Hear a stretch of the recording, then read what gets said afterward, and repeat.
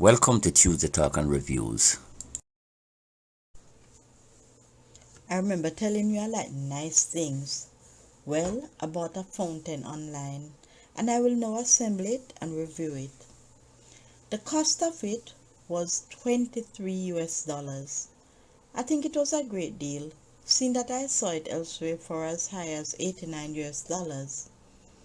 I've been searching for a garden fountain for a little while, so when I saw this one, I knew it's what I wanted. It's a two-tier rustic pump barrel waterfall that is ideal for the garden. It came with a pump spout and two layers of barrel bucket as well as a pump and the assembly manual. There's nothing missing. Even the screws to make the assembly easier were present. The manual was not used as looking at the pieces that it came with was obvious where each piece was to be placed. The fountain came with two flat pieces, one with two holes and the other flat with just one hole. Right away, I knew one piece was for resting the smaller bucket on top of the larger one, as it was obviously bigger.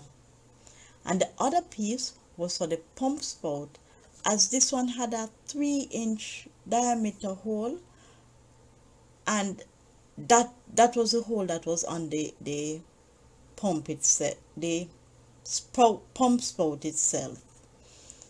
For the flat that was to be placed on top of the bucket, a metal was also included, and this was to provide reinforcement for the top bucket. I guess when it is filled with water, they don't want the weight of it to warp the flat. That's a great plan, as you know water carry weight. The buckets are plastic, waterproof, rust resistant, and it appears durable. It also has a 5-liter water capacity. What I loved about the barrel bucket was that it had a fake wooden look. The pump spout, even though it was plastic, looked like an antique water pump. It had an old-fashioned country feel to it. I had to purchase tubes to attach the pump to the fountain. It came with tubes, but I could not use them as the pump that came with the fountain was all electrical and it needed to be plugged in. And if you know me, I am not adding anything more to pay these light people. So what I did, I changed the pump to a solar one. And I had to change the tubes as well.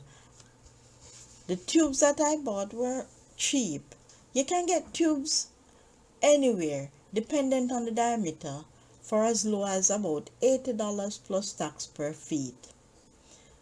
The tube I used had a sort of rubbery feel and it was somewhat stretchy. The buckets were carefully crafted as there was a section on the larger bucket to accommodate the pump cord so it could not be seen, and there was even a mark inside where the water level should be at maximum and minimum. I wondered about the minimum marker, but after using it for a few days, I understood the reason for it. This was the reason.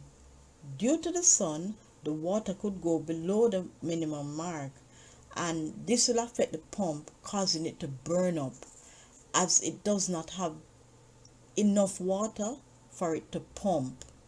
So you have to really monitor the water level, as the summer heat may cause the water to evaporate over time. So I installed a water pump. I installed a water pump that was all solar, and I used a battery as well as a charge controller, just so it can flow day and night.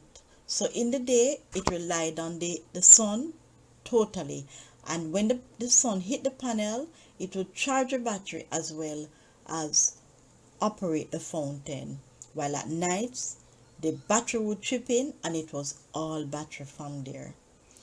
It was not hard to assemble. I did it myself.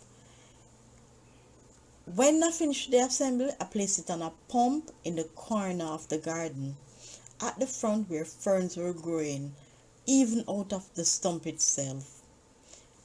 You know, these ferns have sentimental memories, so I thought the spot was fitting for a fountain. I've made a crocodile from a mold, so I placed it on the fountain as well, as I got a fish made out of a mold from cement that they painted. I placed that there as well. At the end of it all, the water was added. As the water trickles from the pump spout into the barrel tears, it added a peaceful ambience to the outdoor setting. I loved it, especially at nights when the solar lights in the garden are all on and the water is just trickling away. You're not gonna let you hear it? Listen.